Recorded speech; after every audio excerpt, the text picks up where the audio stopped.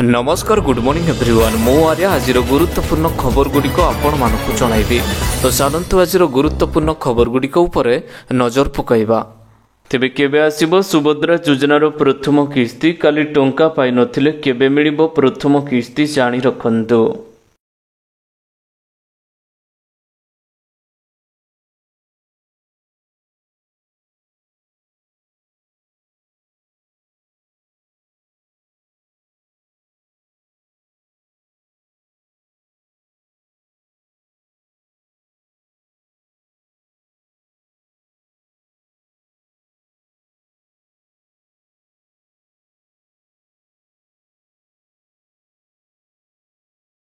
तेबे काली ओडिशार प्राय 25,11,000 हिताधिकारी मानकर खाताको सुभद्रा टंका आसी अछि, जाको नै बेस उत्साहित रहिसंती समस्त महिला।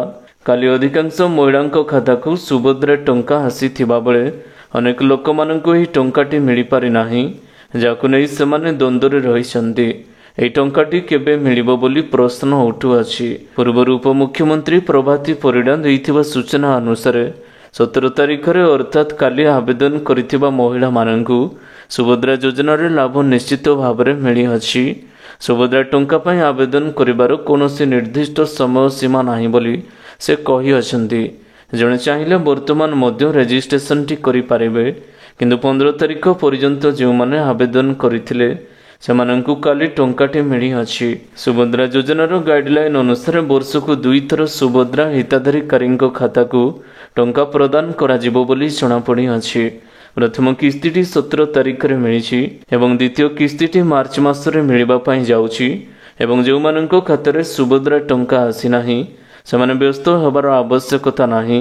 परवर्ती किस्तीरे सेमाननको पाखकु पैसा आसी जिवो। परवर्ती खबर एतिकी दिन पर्यंत समस्त स्कूल कॉलेज एवं बंद रहिबो ऑफिस। तेबे छात्र छात्री माननक पई पुणी सामनाकु आसिला एक बड़ खबर। पुणी एही दिन बंद रहिबो समस्त स्कूल। छुट्टी घोषणा करिसंती राज्य सरकार। रविवार हेतु सेप्टेम्बर 22 एवं 29 तारिख रे एही समस्त राज्य रे साप्ताहिक छुट्टी हेबाकु जाउछि। विद्यालय छात्र छात्री माननक पई एक बड़ खबर रहिछि। अनेक राज्य रे सेप्टेम्बर 16 एवं 17 तारिख विश्वकर्मा पई छुट्टी घोषणा करा जाइथिला। सेहिपरि काली मध्य सेप्टेम्बर 17 तारिख रे छुट्टी रहिथिला। या व्यतीत आज सेप्टेम्बर 18 रे केतेक विद्यालय छुट्टी घोषणा करा जाई अछि। केवल एतिकी नुहे, सेप्टेम्बर मासर शेष रे 22 एवं 29 सेप्टेम्बर रे मध्य छुट्टी रहिबो। एही सब कारण रे विद्यालय रे छात्र छात्री माने छुट्टीर सुविधाटी पाइबा पई जाउछंदी। स्कूल एवं कॉलेज रे शिक्षागत कार्यकलाप बंद रहिबो। परवर्ती खबर 23 तारिख रे पुणी एक लघुचाप एबे पाग सुखिला। 22 तारिख रु प्रबल वर्षा। तेबे गांगेय पश्चिमबंग उपरे सृष्टि होइथिबा गभीर अवपातटी मंगलवार दुर्बल होई अवपातरे परिणत हेबो। मंगलवार ठारु एहार प्रभाव रहिबो नाही एवं पाग प्रायतः सुखिला रहिबो। 17 एवं 18 तारिख रे विशेष वर्षा नाही एवं अल्प किछि स्थान रे कांभा वर्षा हेबाकु जाउछि। आसंता 23 तारिख रे उत्तर पश्चिम बंगोपसागर रे लघुचाप क्षेत्रटी सृष्टि हेबो। सोआ जलवायु एवं परिवेश केन्द्र निर्देशक डॉक्टर शरद साहू एही पूर्वानुमानटी करिसंती। आसंता 22 तारिख रे उत्तर पश्चिम बंगोपसागर एवं पश्चिम बंग संलग्न अंचल उपरे एक घूर्णिबलयटी सृष्टि हेबाकु जाउछि। 23 तारिख सुधा यह लघुचाप परिणत हेबो। यह प्रभाव में मयूरभंज, बालेश्वर, जाजपुर, सुंदरगढ़ जिले में विभिन्न स्थान में भारी वर्षा हेबो। परवर्ती खबर ओडिशा वासी माननकु डबल भेटी सुभद्रा सहित मिलिबो पीएम आवास योजनार टंका। तेबे पीएम आवास हिताधिकारी माननक पई खुशीर खबर रहिछि। आज प्रथम किस्ती मिलिबाकु जाउछि।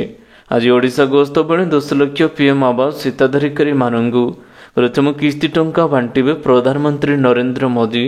प्रधानमंत्री नरेंद्र मोदी को स्वागत पाई चलचंचल भुवनेश्वर गाड़करण साबोसाही पीएम आवास हिताधिकारी अंतर्यामी नायकों बासगृह उद्घाटन करने सहित पाखापाखि 30 मिनिट धरी 20 जन पीएम आवास पाइथिबा हिताधिकारी सह आलोचना करिसंती। पीएम आवास योजना हिताधिकारी माननकु मंजूरी प्राप्त बांटिसंती प्रधानमंत्री। भुवनेश्वर उपकंठ गाड़कोण साबर साहि रे अंतर्जामी नायकों घरे उद्घाटन करिसंती मोदी। प्रधानमंत्री डिजिटल माध्यम जरिया हिताधिकारी बैंक अकाउंट रे सीधा सड़क 3180 कोटी टंकार प्रथम किस्ती स्थानांतरित करिसेंती एवं 26 लाख हिताधिकारी स्वप्न पूरण होइछि। परवर्ती खबर 18 तारिख रे एनपीएस वात्सल्य योजनार शुभारंभ करिवे अर्थमंत्री। तबे केंद्र बजट 2024-25 रे घोषणा अनुसार केंद्र अर्थ एवं कॉर्पोरेट व्यापार मंत्री श्रीमती निर्मला सीतारमण 18 सेप्टेम्बर 2024 रे नवा दिल्ली रे एनपीएस वात्सल्य योजनार शुभारंभ करिवे। एथिरे स्कूल पिला माने मध्य शामिल हेबे। केंद्र अर्थमंत्री एनपीएस वात्सल्य को सब्सक्राइब ग्राहक पंजीकरण योजना प्रचार पुस्तिका जारी करने और नूतन अप्राप्त वयस्क ग्राहकों को अस्थायी अवसर खाता नंबर कार्ड बंटन पर एक ऑनलाइन प्लेटफॉर्म शुभारंभ करने को जाउछन्ति। नयादिल्ली रे यार शुभारंभ अवसर में देश में प्राय 75 स्थान में एककालीन एनपीएस वात्सल्य कार्यक्रम आयोजन कराजिबो।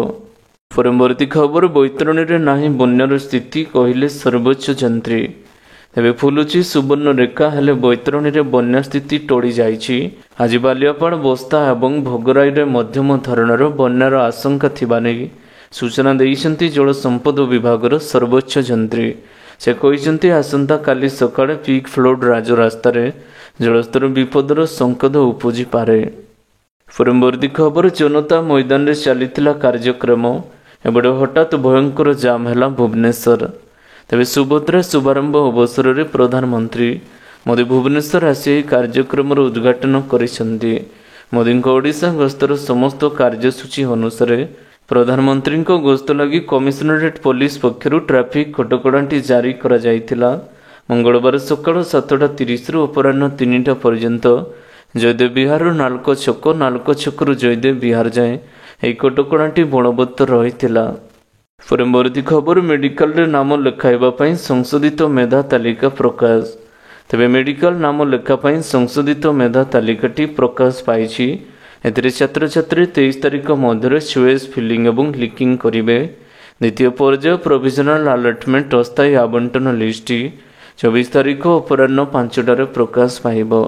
25 तारिख संध्या 5टा सुधा यह सीट आवंटन को नहीं पिला माने अभियोगटी करि पारिबे।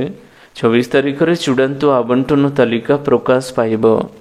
परवर्ती खबर मोदी तृतीय पाड़ी रे 100 दिन भित्तिभूमि को 3 लाख कोटीर बूस्टर। क्षमता को आसिबा परे मोदी प्रथमे 100 दिन भितर केउं क्षेत्र प्रति विशेष अग्राधिकार भितर कार्य कराजिबो तार गो टार्गेट धार्य करा जाई अछि।